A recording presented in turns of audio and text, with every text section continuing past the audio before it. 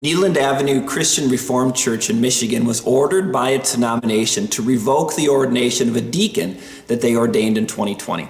They ordained an LGBTQ deacon in 2020, knowing that the denomination had a policy against it, knowing that they could have that revoked, but they ordained that deacon anyway. And now the church is saying that they're not going to do that. And we're seeing that more and more. We're seeing churches that go against their denomination, that birth and sustain them, saying that they have a different reason for that. To me, that's not newsworthy. Unfortunately, that's being common. To me, what's newsworthy is the reasoning.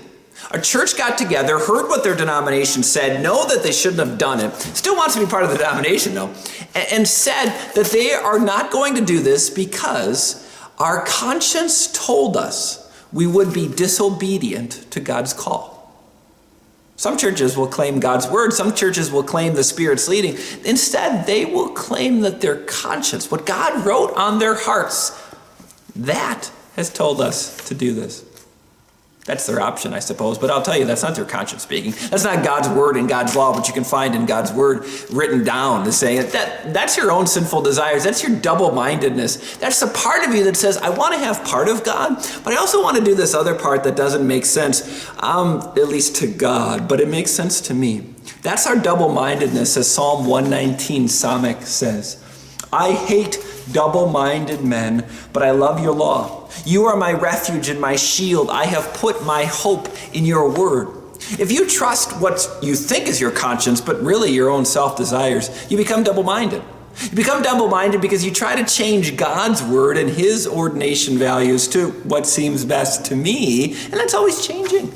That's always going a different way. They believe that they're being fearless and led by the Spirit. Well, that sounds brave and earth-shattering, but for the rest of this world, we've always thought the same. For the rest of this time that we've lived on this earth, we've always said, well, I feel I should do this. Let me ascribe that to God so it seems holy.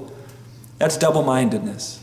No, instead, I love your law. You are my refuge and my shield. As much as I have sought my own path, found out it didn't work. As much as I have had my own mind, found out it didn't work.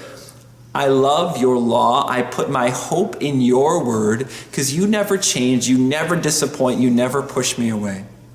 Instead of following what I think is best, I follow you who knows what is best for me now and in eternity as well.